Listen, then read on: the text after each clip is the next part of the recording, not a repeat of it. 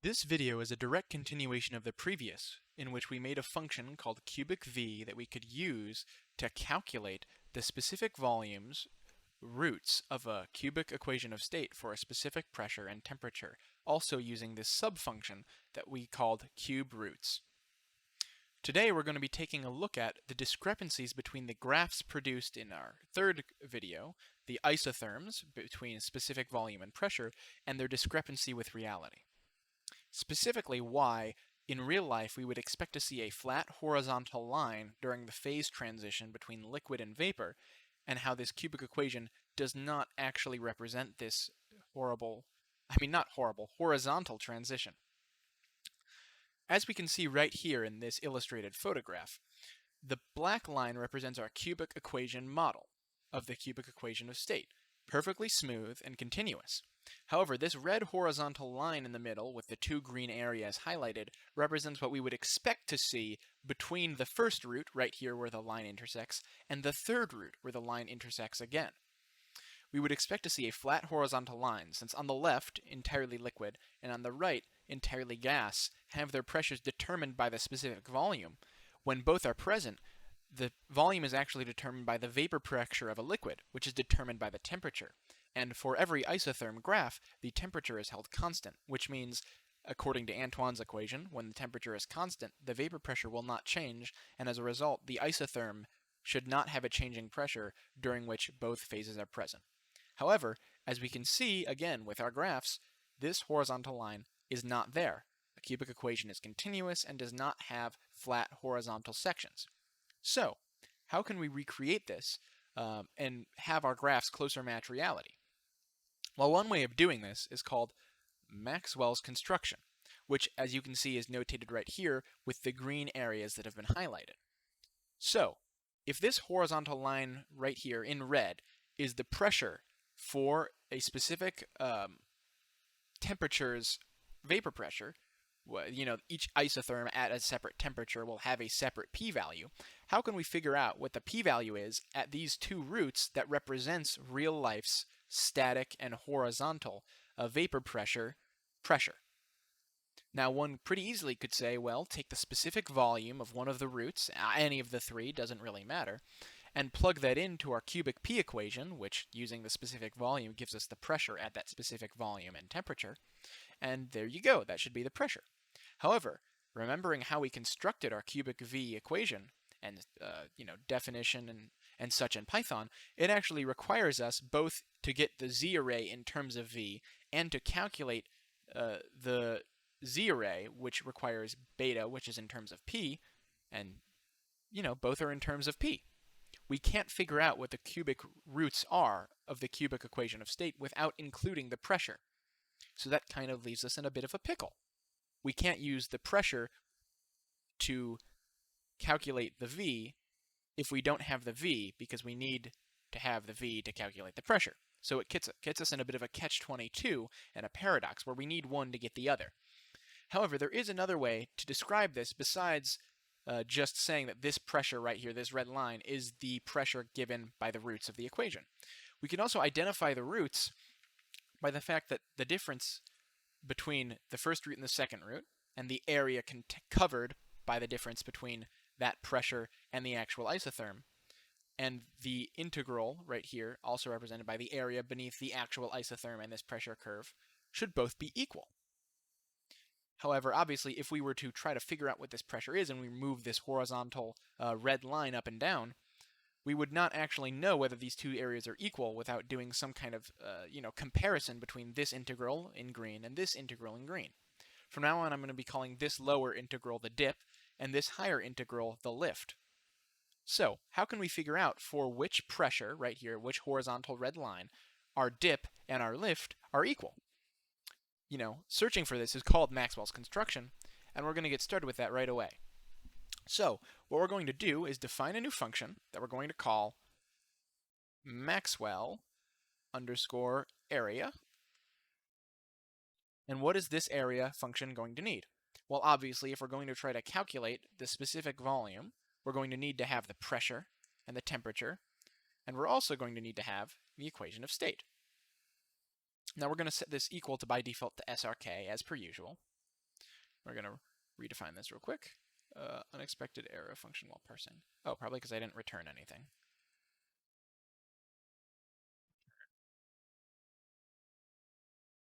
So now that we have this area equation, the question is, what do we want to put in it? How do we calculate the actual area right here? How do we calculate these green areas?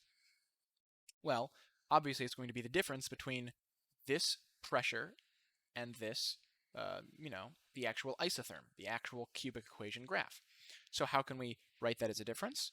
Well, because we're going to be using this, we're going to be using another function that comes along with SciPy to actually do the integral and calculate that area for us. We're going to define this as a subfunction, which we're just going to call integral, if I can spell it right, integral.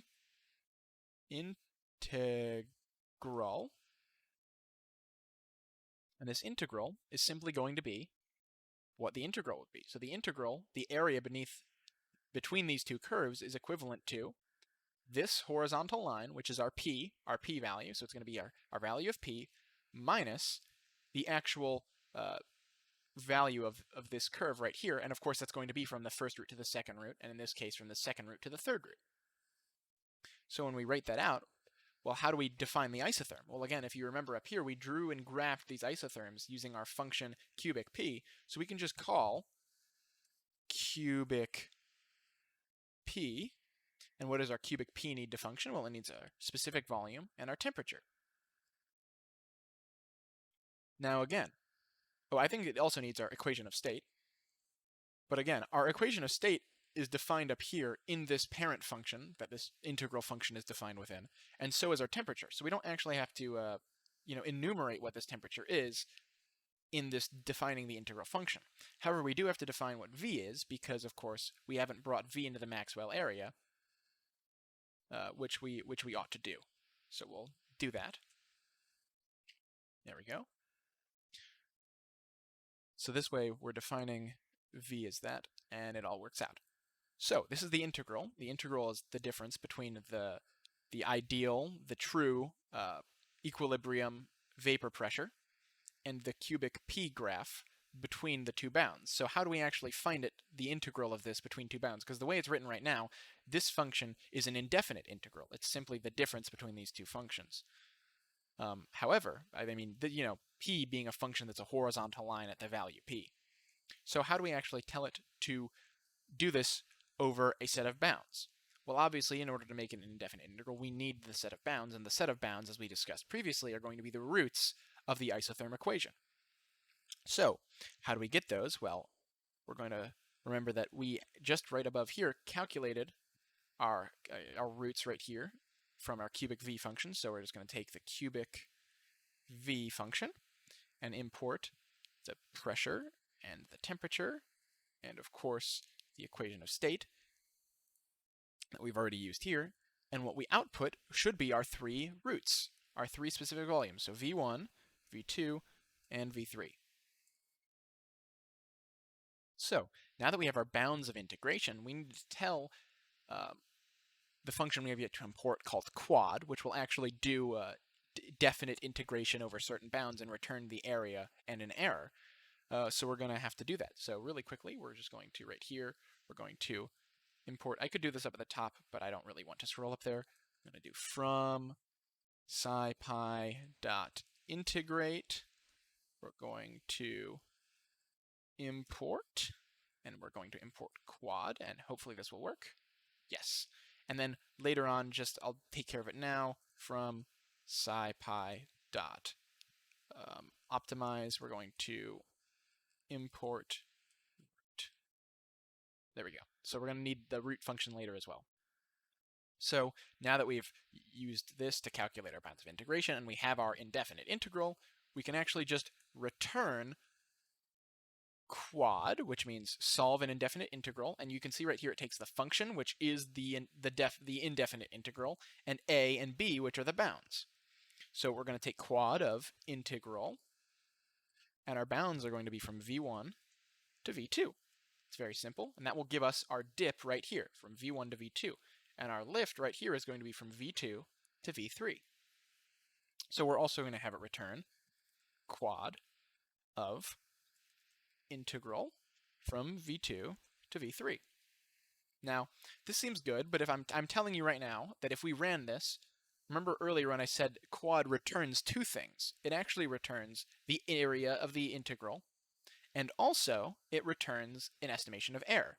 Now it returns that in the form of a list right here. We can see it if it'll let us show us the documentation. Scroll all the way down to what it returns. It returns a float, which is, again, the integral of the function from a to b, the area, and it also returns an estimate of the absolute error of the result. Now, obviously, we don't really care about the absolute error in this case, so only thing we're going to want to take is we're going to want to take the float y right here. So in order to do that, we're going to notate that of the two values it produces, we're going to only want the first one, which is index 0, to do that. And let's see here, if we take Maxwell area of something, say, 100,000 and a temperature of 300 and run it. Missing one precision argument. Yes, I forgot to type in the specific volume is going to be 1. Must be a real number.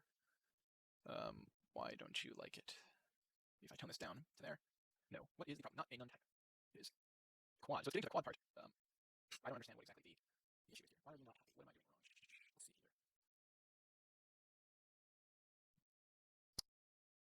Because this integral doesn't actually return anything. So we're going to want to return the actual integral, obviously. Right now, we're calling the integral function, but the integral function is essentially empty. It essentially doesn't do anything. So that's obviously a very big issue. So now that that's fixed, very simple, my mistake. Now that that's fixed, we can see that our Maxwell area is giving us two things. The value of our first integral, which is this right here, the dip underneath. So the area between this and this is 14,000, and the area here is negative. And the reason it's negative is because we're looking for the area between this right here and this right here in that order. So specifically, the area beneath P, which obviously is none because all the area is above, which would give it a negative area. So that's within expectations. So now that we've checked that this works and ironed out the fact that I didn't return the integral, where do we go from here? Well, now that we've calculated the area of both the dip and the lift, we want something that will compare them and specifically add them together, so that way we can figure out what the difference is and then try to reiterate the pressure until the difference between those two values, the difference between the area of the dip and the area of the lift, is equal to 0. So we're going to make a new function called area difference, for obvious reasons, and we're going to import the same things we did into our Maxwell area, our pressure, our temperature, and our specific volume, and our equation of state. Eventually going to return what we're going to return, what we're just going to call the difference for right now. Again, we'll rewrite that later. So what we want our difference area function to do is to simply call the Maxwell area function. That's pretty simple. Call the Maxwell area function. Obviously, the specifying that the default equation of state is going to be SRK is going to be up there. So we want you to run the Maxwell area for these three things. And then we want you to return the difference between the two actual values. So what's the easiest way to actually write this out? Well, what we can do is simply say, we can unpack this, because again, this is returning it as an array. This Maxwell area returns an array with the first one being the integral of the first and the second. So we can define it as, we call it dip and lift is equal to the two outputs of the Maxwell area. And then we can say we want to return simply dip plus lift. Because one of them is going to be negative and one of them is going to be positive, we know that the sum should be 0 if we've done everything correctly. So you may think this will work, and it will for people. However, the root function, we have to remember, because we're going to eventually plug this into the root because we're going to be iterating for pressure. The reason that won't exactly work is because the root function can only take in and only submit guesses of a type vector. So what we're going to do is just really quickly, we're going to write vector right here, and then quickly define right here, tab, we're going to define our pressure as the vector and the first clause. And the only thing we're going to be putting in this vector is the pressure, and this is the easiest way to say take the only value in the vector and assign it to the variable p, but that takes care of the messy stuff wherein the root function will only accept an initial guess of type vector. So we've made p a vector, or at least imported a vector and turned that vector into p, so we've avoided any of those problems with the root equation. So now that we've found something that will actually find the difference between the two areas iteratively until we get our ideal pressure, how do we actually use the root function to solve that for all of our isotherms? Because again, our final goal is to actually plot the curve which shows where those straight lines ought to be. That's what the phase envelope, that's what that means. That's the envelope of both of the roots, the end root, which is the first transition away from liquid, and the final root, the third root, which is the first transition from mixed to entirely gas. Those are the two things we want to plot on this graph. So how can we find those for every single isotherm and then plot them? Well, the way we can do that is by, first of all, remembering what we actually want to produce and just defining a bunch of lists. Because again, we're going to have already plotted this, and then on top of that, we're going to superimpose another graph on top of that. So what we're going to want to look for is, first of all, the actual, the three sets of the roots. So we're going to want the VL, which is going to be the first root, and we're just going to make that a list. Oh, not like that. We're just going to undo that, redo that. Okay, we're going to want a list of our specific volumes that are liquids and our specific volumes that are gases, right? That's what we want, because that will tell us, the root here, say, and the root here. We're going to want to connect those, and those are going to be the points on the graph. We're going to find the pressure at which to plot it, but we're going to also need the specific volume right here. So now that we have our list of the roots we're caring about, we're going to continue on by making a for loop, because we're going to want to tell it for, just like we did up here with our original plot, for t in range. We're going to want to make a range of the temperatures we're going to look at. And then within that range, we're going to want to plot a bunch of v's. However, again, we're not plotting the entire graph and so needing a bunch of specific volumes. We're only going to need the 3 root volumes in order to calculate, what those pressures are going to be. So we're going to do for temperature in, and we're just going to do a linspace for now. So np.linspace.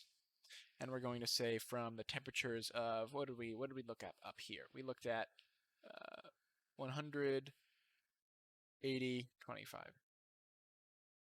So we can just do the same thing. We can just do range set 100, 800, 25. So in range 100, 800 in increments of 25. So those are going to be our temperatures. And what are we going to want to do? Well, for each temperature, we're going to run the area difference, correct? So we're going to want to find the area difference for, well, we're going to need the pressure, temperature, and the volume. But again, remember, we don't know the pressure. The whole point of constructing these functions in this way is so that without knowing the pressure, we can iteratively solve for the pressure that makes these true and makes area difference equation equal to 0. Again, the dip and the lift having equal area. So while we were going to solve that, we're actually going to put the area diff function, instead of actually solving for it ourselves, we're going to put it into the root function. Now again, if we look at the root function, we see, root. There we go. We're going to want to call the vector function to find a root of. Then we're going to need our initial guess, which as we can see right here is in the format of an array. And then we're going to need to include our arguments, which are extra arguments that are constant, that aren't being iteratively varied. So our root, well, the thing we're going to want to set equal to 0, or find the guess, the iterative guess for which is equal to 0, is area underscore diff. So we're just calling that function. The thing we're going to need to import is our our initial guess for our pressure. So we're going to call this guess right here. And right above that, we're going to actually define guess as a number right here. So we'll just say 100 for now. So I'll just notate that right here as initial pressure guess. Guess, and then we're going to need to, again, import the other functions, the other variables we're going to need. So that's going to be our temperature and our specific volume. So we're going to notate that as, let's double check the root documentation to see it is a tuple, which means we just kind of, list our arguments. Args is equal to, we're going to list them as, we need our T, we need our V right here. And our equation of state, of course, which in this case is going to be equal to SRK. So, as we continue with this, obviously, as we know from the way the root function works, is that when this spits it out, it's going to spit out a whole dictionary's worth of information, which we're not going to need. We're only going to want to find the actual X, which is what they call the, which is all the outputs, and then we're only going to want the last one, but we can worry about that later when we come to it. So now that we found this root, the actual, is going to be, what it's finally going to spit out is going to be the pressure for which, the difference in area is true. So what is the name of that? Well, that's the, the horizontal ideal pressure. So we'll call that P vape, because that is the vaporization pressure of that liquid at that temperature. Again, that's why it's a horizontal line and not part of the cubic equation as we would expect. So, as we continue here, why are you not happy? Area diff is not well, good thing I'm not telling you to define that. Okay. Anyway, so now that we have the pressure of vaporization, the pressure for which the area is difference between the dip and the lift is 0, well, that's the pressure at which our roots take place. So, just to make sure that we have everything correct, we can actually, how are we going to do this? Okay, if we redefine things, instead of naming this VGL, we'll name this the VGL list, and we'll name this a VG list right here. So what we're going to do is, having now iteratively solved for the pressure of vaporization, the pressure at the ideal pressure, the pressure at which the two areas are equal, we're then going to find the three roots for that pressure. So we're going to use cubic V of P vaporization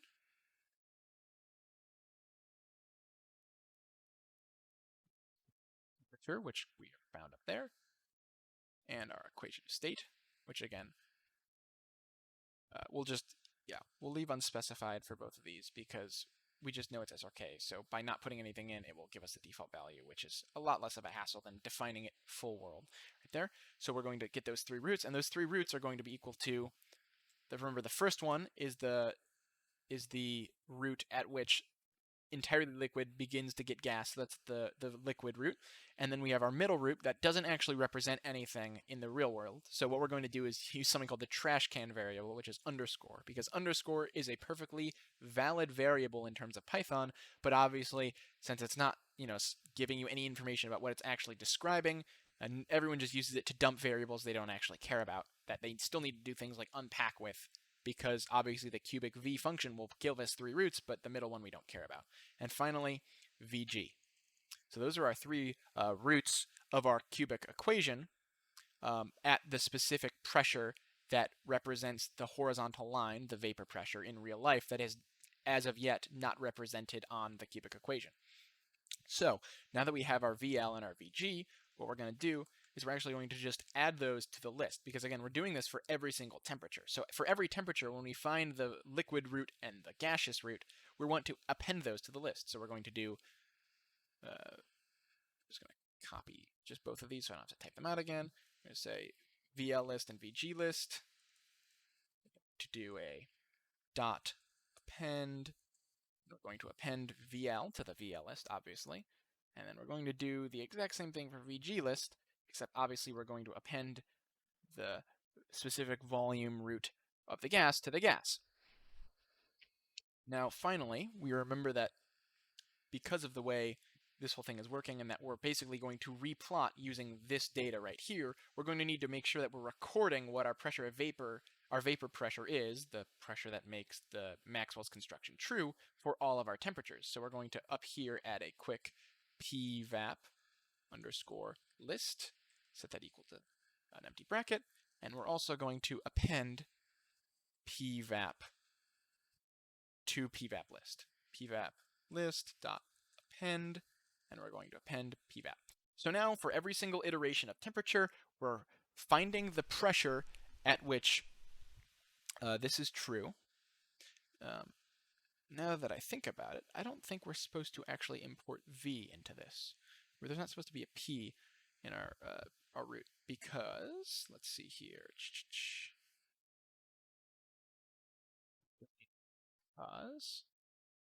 Because the area of difference doesn't actually need that, because the area doesn't care about the specific volume, and that's because this doesn't care about the specific volume, right here, and that's because right here, we don't need the specific volume either, because this doesn't actually use a specific volume anywhere, and the v here, representative of the integral, is going to be generated in time, by these right here. This v right here, which represents the specific volume used in the cubic v equation, is actually these three roots. So we don't actually bring in any roots to the Maxwell area, and if we don't bring any roots into the Maxwell specific volumes into the Maxwell area, we don't need to bring any into the differential equation, and then we don't have to worry about that in here, which is good, because we're not supposed to worry about that.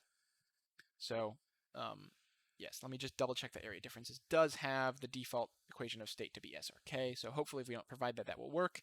If the root function doesn't somehow allow you to use default values, then we'll have to go enter that in manually, but that's fine because we can check that. So I believe that should be good for now, except for the fact that we haven't actually, done anything with these yet. So our problem is, actually, I think this is yeah, so I didn't actually redefine Maxwell area. What do you mean EOS? I forgot the comma there. Okay, redefine you, now redefine you. The integral is convergent, or slowly divergent. So is this on the first one, or is this like an iterative problem?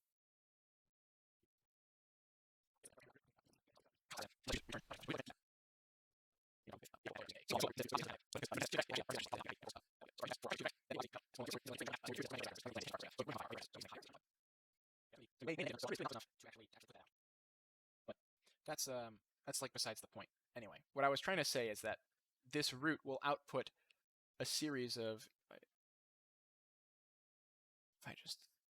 If I copy that, I'll lose everything here, so I better paste this back first.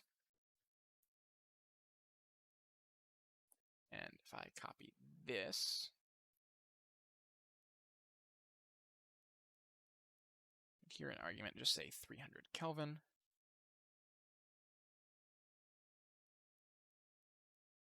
I forgot.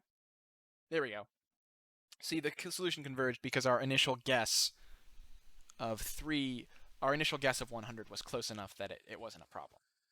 So we can see right here that obviously it's returning a whole bunch of information. So of that, the only thing we're going to want to return from the root function is the .x, because that's the actual pressure value. And then obviously, since it's an array, we only want to pull the first number in the array, which is going to be 0. So kind of the equivalent of how we had to put guess in as a vector, we also have to pull out of the vector the actual float number. So that's the first change we want to make. The second change, as we saw previously when I was just trying to explain this within the function and it didn't work, is because our initial guess was not in fact close enough to the original guess to actually converge and to actually find it. See, this one only took around 12 iterations before it found a pressure value that was within marginal error and was correct.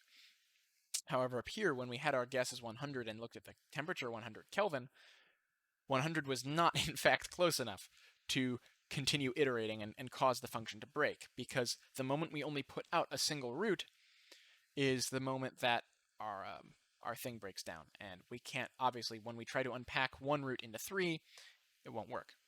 So the way we can fix that is actually by iteratively changing our guess so that it becomes closer and closer, and that way we don't run the risk of running into this error every single time we guess, because obviously the initial guess for 800 is going to be a lot different than the initial guess for 100 Kelvin.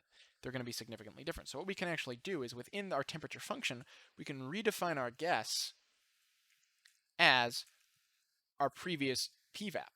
Because what this is saying is that this right here, this pressure of vaporization that we found, is actually on the graph of the temperature isotherm 25 degrees Kelvin below. So it's going to be significantly closer than 100 will be to all of them if we change them as we go as well. So that's the first thing we're going to do. The second thing we're going to do is probably raise our range of temperature maybe from 3 to 300, because we know 300 works, so maybe a little bit below that to 200. Let's try this. And hopefully this will work and not cause an iterative failure. No, it still does. Okay, so then we're going to try maybe 250 will work? Nope, 250 is still putting out a single one. 250 is still too cold. So 300. Okay, now I'm really confused because I just, okay, I guess I have to just specifically check with the cubic V function. Because the cubic V function, I think the pressure is either far too low or far too high for the temperature we've put in. So maybe the temperature is not the issue, but the initial guess is our problem. So maybe if we make it bigger, it's not. If we make it smaller and more negative, will that be better? Oh, not converge. Okay. So, um,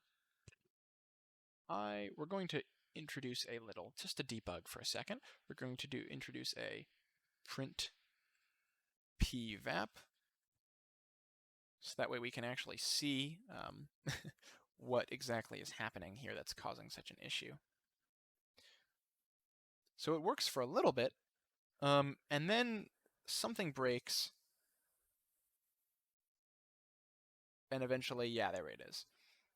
So our pressure is starting out at negative 1,000, and eventually it overflows. So the issue is that, yeah, so I'm guessing it's something to do with an actual overflow instead of something the other way around. So our guess is not the issue either. That's good to know. See, this is why we should be debugging before just randomly trying things. Yeah, so there's an overflow somewhere. It's not converging. So is there a mistake in the actual integral? Because it's pointing me to the issue of here where I take the cubic V of P and it doesn't work. See what's going on here. I have the return, so I'm sure that's not the issue. Cubic V or so we're trying a pressure.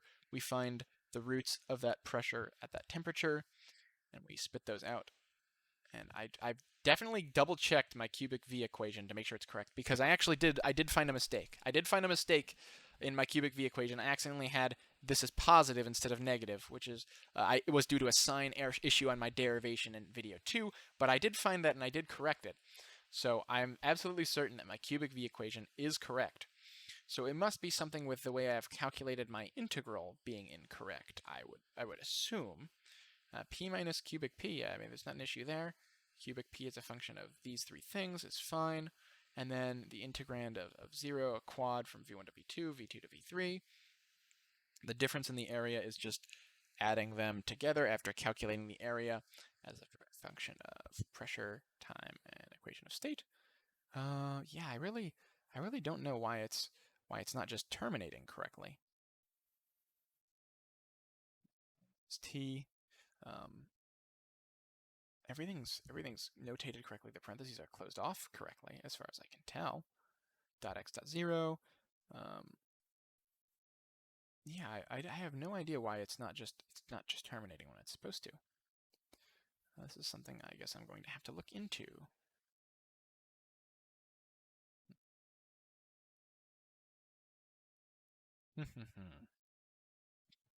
Well, we're going to cut the recording there, and we're going to resume once I figure out what I'm doing wrong. So having dug around a little bit with the equation and the function we're working with right here, the real reason I was having so much trouble figuring out what I did wrong is because we didn't actually do anything wrong. This is just the inevitable consequence of using this kind of unsophisticated for loop. You see, what happens is we start off here with negative integrals, which, when you think about it, doesn't make very much sense for a pressure of vaporization in the negatives. But this is because we're starting at 100, a temperature range, which just has a very negative pressure because of the way that our graphs have been set up, right? They dip all the way down here. And in the first place, a negative pressure doesn't really make that much sense, besides the fact that it would be a suction inward force instead of a pushing outward force. And on top of that, once we hit the pressure, this vapor pressure, if we try to calculate that, and having messed around a bit and used a print T as well, we find that right here this occurs at the pressure of 126, 156.12. And when we combine that with it being at the temperature of, I believe it was 600, this pressure at the temperature 600 is above the critical point, which means that actually this right here will only give us one root as expected, and then of course cause the unpacking function of the cubic V function to fail. So how exactly do we get around this? Because as we can see right here, we have a bunch of them that are in the decimal range, and then all of a sudden it jumps all the way up here. It gets bigger and bigger and bigger, and then eventually it passes the critical range and we get an error. So we realize that we could either A, shorten our bounds a bit and make this maybe say 200 and make this 550 and allow it to, oh, well, I guess it's going to,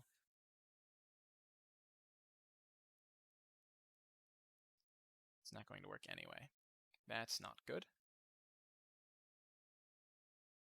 Because now oh, it's because our initial guess is just a bit too low, I believe.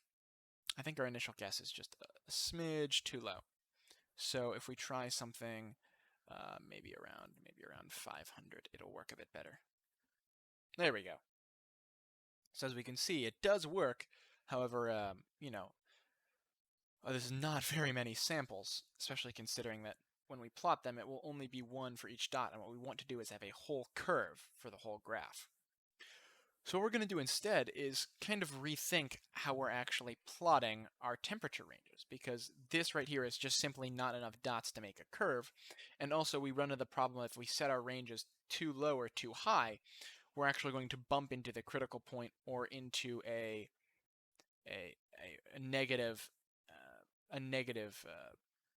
volume, which just isn't going to work very well.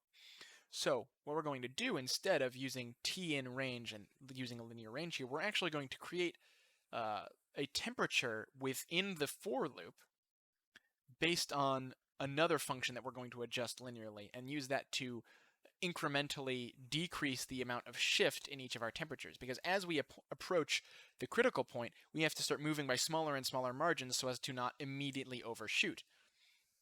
So how are we going to do that? What we're going to do in here is define temperature as something that, as we increase in number, will actually decrease in value. So how do we do that? Well, if you were to think of any kind of function that kind of decreases as you increase, or I guess not decreases, but it's still going to increase, but increase by smaller and smaller margins, which means having a derivative closer and closer to zero, the two examples I can think of are logarithm and exponential. And because exponentials are obviously the inverse of logarithms, they're basically the same thing. So if we used e to the x, we know that exponentially increases its derivative because e to the x is its own derivative. So in order to kind of cancel that, we're going to actually use the function np exponent of, and we're just going to call this negative x, and we're going to change this to t in range x. So np is a function of negative x. Now, if we were to invert each number, we would actually be getting 1 over x, which it would be a fractional curve, as you know, we've experienced in math. However, that would start at basically, well, it would approach as x gets bigger, it would approach 0, but it would start at 0 at infinity, because 1 over 0 is, well, not actually a number, it'd give us an error, but it would give us to infinity. So how do we actually fix that so that we don't start at infinity and we actually are able to start at 0? Well, the first thing we're going to want to do is limit how large this can be. Since this can go from anywhere to infinity to 1 in the correct shape, where it gets smaller and smaller as we go, we're going to actually want to multiply this by a factor from our minimum to our maximum range. And then obviously we're going to offset that as well. However, again, seeing as how this is going to be a fraction from, I guess, as we go from 0, which is 1 over 1 and 1, we're going to go from 1 all the way down to 0, because, e to the negative 0 is e to the 0, which is 1. So we're going to actually want to subtract it by 1 in order to shift it down 1. So that way our entire graph starts from 0 and actually goes down from there. Because that will give us a number between, instead of 1 and 0, it'll give us a number between, it'll give us the inverse of that. So it will give us it will allow us to, let me think of how I'm going to phrase this very carefully. It will allow us to start at 0 and ramp up to 1 with the same slow curve that we would expect from a negative logarithm. So from here, what we're going to do is we're going to multiply it by the range, because this can go from anywhere from 0 to 1. So we're going to have to multiply this, in cases in parentheses right here, multiply this by the range over which we want this exponential function to cover. So in this case, since the error stems from using, bumping into the critical temperature, obviously the critical temperature is going to play a part into what our range is going to be. So if we say that, for example, our maximum value is going to be the critical temperature water, we're going to say that it's going to be P dot TC, TC times this. And this right here will actually allow us to ramp between those two. And I'm going to close this. So when we multiply this, we see that at a x of 0, we would get 1 minus 1 is 0, and we'd start at 0, which is, I guess, better. And when we put in 1, it'd be e to the negative 1, which is just 1 over e, which 1 minus 1 over e is going to be e, but that doesn't matter, because as x gets bigger, this fraction gets closer and closer to 0, then our total value gets closer and closer to 1, which means we get closer and closer to our critical temperature. Of course, this margin never actually hitting 1, because e to the x can never actually be 0. So now that we have this, which right here takes us in a range from 0 to our critical temperature, we have to actually worry about now shifting this around, because we don't actually want to start at a temperature of 0, because that's, absolute 0 at 0 Kelvin, and there is no pressure there since everything's standing still, and that doesn't work. So how are we going to get around this? Well, if we shift everything up, we can choose where we actually want our temperature to start at, because right now it's starting at, overall right here, this starts at 0 times the critical temperature and goes till 1, or slightly less than 1 times the critical temperature. So we can increase that by just simply adding what we want our starting temperature to be, so that it starts from the percentage of the critical factor as this is written right here as of now. Instead of just using the percentage of the critical factor as the number, we're going to take that percentage of the critical factor and add that fractional part of the critical factor to the starting temperature, so that as we approach, we are actually approaching the critical temperature plus the offset. So we're going to have to unoffset the critical temperature from our offset. But just to throw a number out there, we're going to just start with 200, I suppose. So now right here we're starting at 200. So instead of from 0 to the critical temperature added to 200, from 0 to the critical temperature, by adding 200 to that, we're starting from 200 to 200 plus the critical temperature would be our final value, because we'd have 200 plus all of the critical temperature right here, because that's the maximum range. So in order to make sure we don't actually go above the critical temperature, we're simply going to subtract from our starting temperature. Now, I could have all this in here as a constant, or what I could do up here is I could have starting, I can have temp start as a variable and set that equal to 280 and simply just copy that into here and here, and that will do the same thing, but allow us to vary our temperature start if this gives us a bunch of errors and I don't have to go in and repeat it twice. So now this will give us, it will start us at this right here will give us a fractional piece of the critical temperature of being offset by the starting temperature, and then adds that to the starting temperature so that we vary slowly approaching the critical temperature without ever reaching it, and doing so in a logarithmic way. Now, obviously, right here, x no longer needs to vary on the order of 200 to 500 by steps of 25. We can actually, instead of doing this, we'll just convert this to a linspace. So we'll say np dot linspace.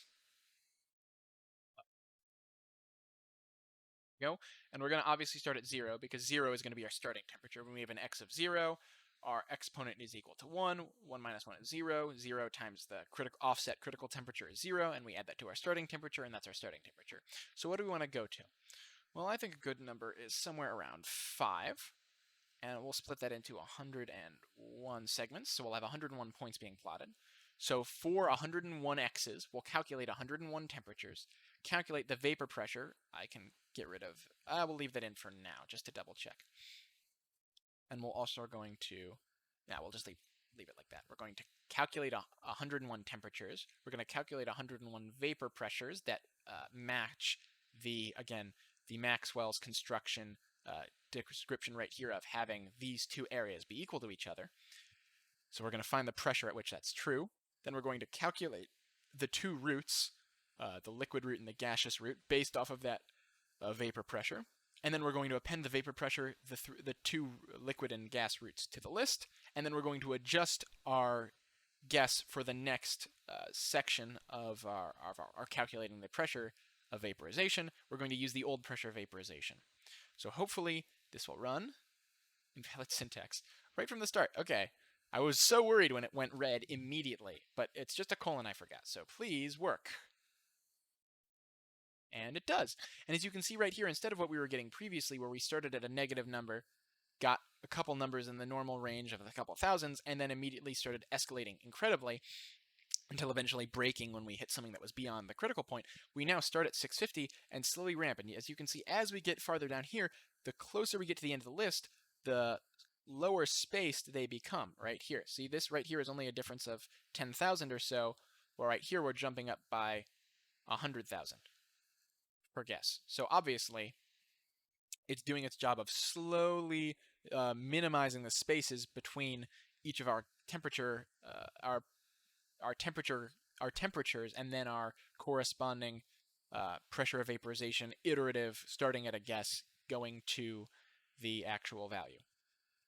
So I believe this is good in terms of calculating our lists. So I can disable this print, and I'm going to close this, rerun this again. I can get rid of this now, and I can check to see that we actually have our list. So VL, we should have a list of, I pulled the very last, we want VL list. I was very confused. Here we go. Here's our list of roots that correspond to the beginning of the horizontal line. And then we're also going to have our, no, not scroll that, scroll here. Gas vaporization right here. You can tell they're on very opposite ends of the spectrum. However, see, this one starts at 3 and slowly approaches down here. Now, what we're going to want to do is, instead of plotting these two separate things as because obviously right now we have a single set and a single set, that's not going to work for us. So what we're going to need to do is somehow combine these lists of variables into a single list that we can actually plot, which is a bit of a quandary to think about. How are we going to do that? Right now here we have a list that's increasing, right? Because we're starting for the liquid. It starts, I'll scroll up to the graph right here. Our liquid root will start, say, somewhere around here, and then as we go to our isotherms, it's going to move left. As you can see, there's a trend to the left here. And the same thing, but opposite, where we're going to start way over here and slowly increase going to the left as we go. So how can we actually combine these two lists into one in order to actually graph them? So we're going to actually use a little trick, thanks to storing these all in arrays, where we can actually flip them and concatenate them together. So as we know how lists behave, thanks to our W3 schools, if you add two lists together, they are concatenated. The end of one sticks directly onto the end of the other, and they're turned into one single array. So what we're going to do, since this is a list of our roots in gas, and then obviously this is our list of our roots of liquid, we can actually go through and make a new list of all of the roots. So I'll call this roots underscore list. And we'll set this equal to, well, obviously we're going to want to add the VL. We don't have to bracket that, it's VL list plus VG list. Now this will concatenate them together. However, remember what I just discussed, where VL list is increasing as it goes, and VG list is decreasing as it goes, because they're working in from opposite ends of the same, because obviously the larger the lower the temperature, the wider apart those roots are going to be, and as they squish together, we have to make sure we're actually calculating for that. So in order to make sure that these are coming in and being paired up in the correct order, because right now it would go to like a really, really small number and then start at 3 and then start trending towards a small number again, and that's not what we want. We want to actually run through the VG list backwards. So how do we do that? Well, we can say we want to take every single, so we're going to go from the start to the end is what this says. Well, I guess this says go from the start to the end. Adding a second column, and right here putting -1, actually tells it to increment as it passes through this list from beginning to end in increments of -1, which seems a little confusing to think about, but when you think about an increment of 1 being write it down, move forward 1, write it down, move forward 1, write it down, an increment of -1 starts at the very first one, increments -1, and starts at goes backwards 1 and says, okay, we're going to start at the last index, and then moves backwards 1, writes it down, moves backwards 1, writes it down. So that's what we want for our list of roots, where we have the VL, which is the one that's going from smaller to larger in the correct order, and this one, which goes from larger to smaller, to be reversed and added to the list. Now we're going to have to do a similar thing for our pressure of vaporizations, because our pressure of vaporizations applies for both this list and this list right here, because again, they're at the same horizontal position. These are the x-coordinates right here for the two roots, and the pressure of vaporizations are the y-coordinates. So how can we make sure they match up as well? Well, we're going to basically do the same thing we just did for these two separate lists and combine the pressure of vaporization list with itself backwards. So that way, now that these have been ordered to be correctly increasing, we can also do the same thing. So I'll call this, well, since we actually already used list to describe accruing them, we're going to call these plot instead of list. So we're going to call this pvap plot, and that's going to be equal to pvap, which is obviously exactly what output our VL list, and we're going to add again pvap, because that's the corresponding vaporization pressures for all of these gaseous roots. However, again, we have to make sure to remember to read them backwards, otherwise it will be placing the lowest gas root with the highest vapor pressure, which is the exact opposite of what we would expect. So if I run this again, invalid syntax to scalar variable. It's pvap underscore list right there. And I need to do the same thing over here. I realized that after I had already hit enter, pvap list. Now it should work, because it's concatenating lists together. There we go. So if I pull up roots underscore plot, shift enter, it should give me a list of starting from descending. Yes. So starting at 2 times e to the -5 to the -4, and slowly working its way up until eventually we hit, right here, remember 3 was the very first instance of the gas, because it was the farthest to the right, because roots are always farthest apart for the lower temperatures. And as we can see, they converge, and I can't even really tell where they switch up. I'm gonna guess maybe the one that had like a super indent, which is like right here, but that seems a little low. So anyway, it's hard to tell because it's a pretty darn seamless transition between the two sets of lists, both on either side of the critical point, which we can't actually measure because that would give us an issue with plotting. Because again, having the critical temperature in there would, well, we can't graph it because as we approach that, what was the reason? I just said it. I'm now having, it's slipping my mind a little bit, but it's not a problem because as we, oh yes, as we take the area difference at the actual critical point, there's only one root at the critical point. So as we take the cubic root of the pressure of the critical point, which is just going to be the critical pressure, it will just break because this would be the critical temperature, this would be the critical pressure, and there's only one root there. So that is the very first point at which our graphing equation would fail because it would fail to unpack, which is what we experienced earlier when I had to stop and really dig deep into why I was getting this crash because I wasn't actually doing anything wrong, but that's because I wasn't doing anything wrong. The crash is just expected and means we have to change how we graph everything. So now that we have both our plot list of our roots and our plot list of our pressure of vaporization, we can actually put this on the graph up here. Now, I'm not going to actually defile my previous graph. I'm going to paste this right back here. Extra. So this will, if I run this right here, this will graph all of our isotherms. Just remembering that we're using ABS of temperature 315 because it doesn't matter because beta doesn't depend on temperature, as we can see right here. It depends on omega, R, and then the critical points, the critical properties. So none of this depends on the temperature at all, which is fine. So right here, this is our figure. So what we want to do right here is we want to actually add another plot to our, we're going to want to add another plot to our graph. So we're just going to simply do a fig2 add scatter. No, we're not going to do that. We're going to just stay, we're going to probably have to rename this, won't we? We're going to have to rename this fig2, because if I did a fig1, that would also modify the one up there, which is the whole point of rewriting them is so that we don't do that. So fig2, fig2, fig2, run this, it should still work totally fine. Yes, but this is now our figure 2. So what we're going to do is we're actually going to plot those isotherms onto here as well by adding a second scatter. So we're going to do another fig2 dot add scatter, and x, now our x value is equal to all of those roots we calculated because those roots are in terms of the specific volume. So I'm going to do r is equal to roots plot. Our y is going to be equal to our pvap list, right? Oh, pvap plot, not pvap list. Good thing I made those names separate, otherwise it'd be seriously confusing. Pvap plot.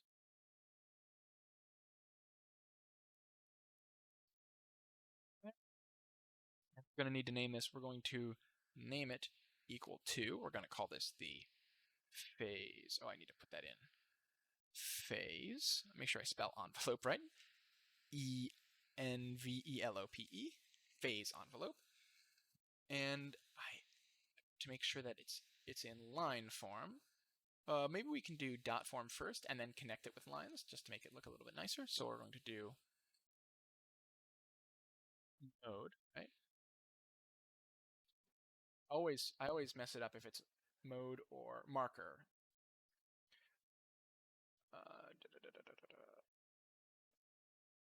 Yeah, we'll figure it out. We'll figure it out because it'll yell at me if I do it wrong. Mode is equal to, we'll do marker, comma. Okay, will you work, or is markers incorrect? Or is mode markers wrong? No, it does. Okay. Oh, as we can see here, we're actually missing our gap right here, but this is going very, very far out. So it seems that we don't actually need to plot it out that far. Oh, that's kind of, I don't know why it's doing, oh, it's plotting each one separately. That's not what we want to do. We want to, I was wondering why that looked really strange. Let's retry that. There we go. Now it's all a single phase envelope.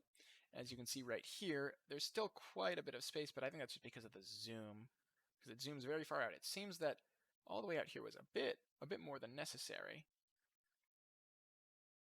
We should probably update the x-axis to not like super overshoot that, which is actually pretty easy. We just adjust this log right here. We're going to say go from the log, say,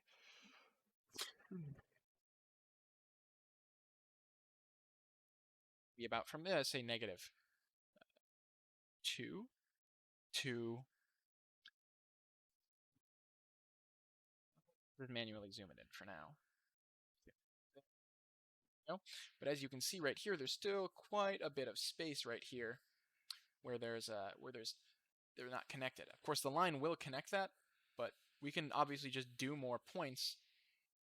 But as you can see as a proof of concept, this definitely works. So what we're going to do is up here, go, and we're going to say maybe do 501, and instead of going all the way to temperature of e to the 5, we can do something a bit lower. What would be a good temperature? What do you think? Leave a suggested temperature in the comments. I don't know. I feel like this is a bit overkill, but I maybe that'll help. I mean, it could just be too much, but I doubt it will be too much. And this, what do we get?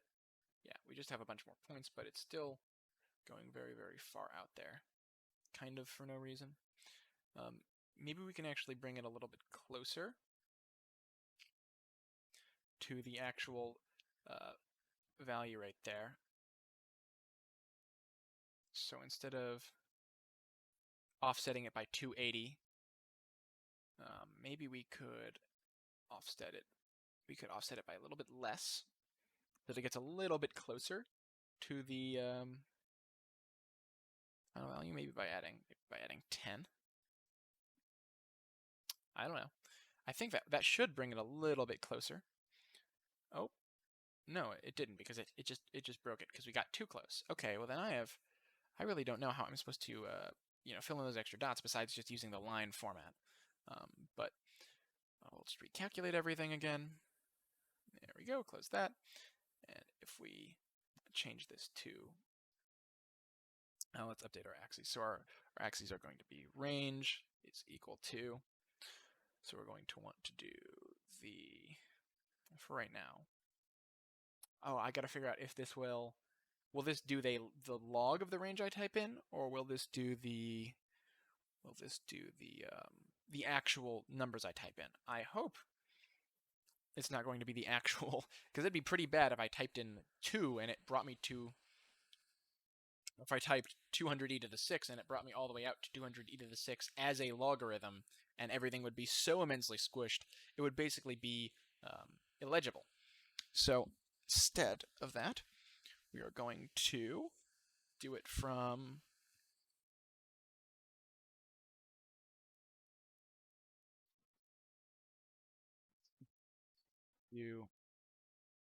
well, if we just use the log, we don't actually have to worry about it. np.log10 of, say, well, that's to the 6, right? Because we can look at what we used up here for our values.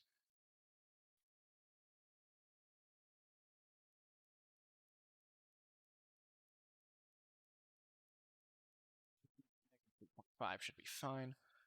So log 10 of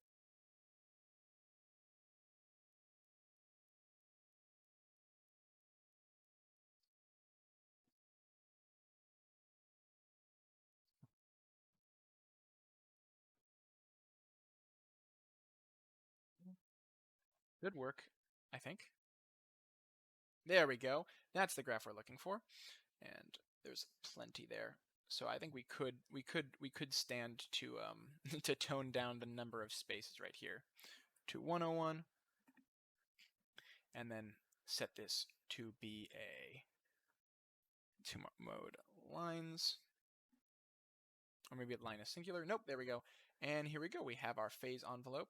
I kind of wish I could make it white like we did in the example column. So we'll do color to white. I think that will work. Apparently I think I meant fill, not color. Fill color. There we go. Way long. There we go. Get rid of you. Fill. I believe I meant fill. That would be. Sounds correct. No, I don't want fill. Then I want.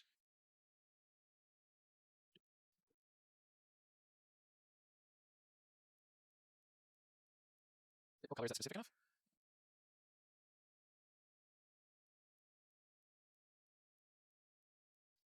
Interesting. I would expect it to be something along the lines of line color, but I'm looking right here, and there's no line color.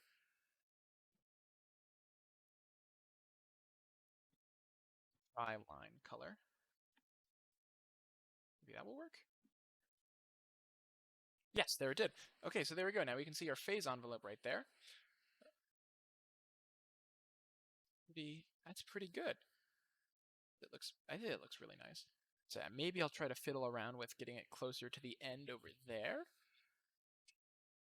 That'd just be starting at the lower temperature. Say we could try 260. I think one of them was very slowly convergent. It really didn't like it, but I think it still may have worked. The issue wasn't the temperature, it was actually the yeah, we can only get V's for temperatures that we have. But it's 250, which it never quite reaches. We could try dropping it down to 100, but I don't think that's necessary. I think this is a pretty good phase envelope as it is. So, thank you for sticking with me through that. I know there was a bit of a rough and tumble in there when I was trying to figure out why the error was happening, because as far as I could tell, I was doing everything right. But sometimes an error is its own sign of victory, because in this case, seeing an error meant we were working, we were just doing it for too large of a range because we were too prepared and we were too ready to find that phase envelope. So, now that we have our phase envelope and everything looks nice and pretty, I'm calling this a stunning, excellent success. So thank you for tuning in and watching me find this phase envelope.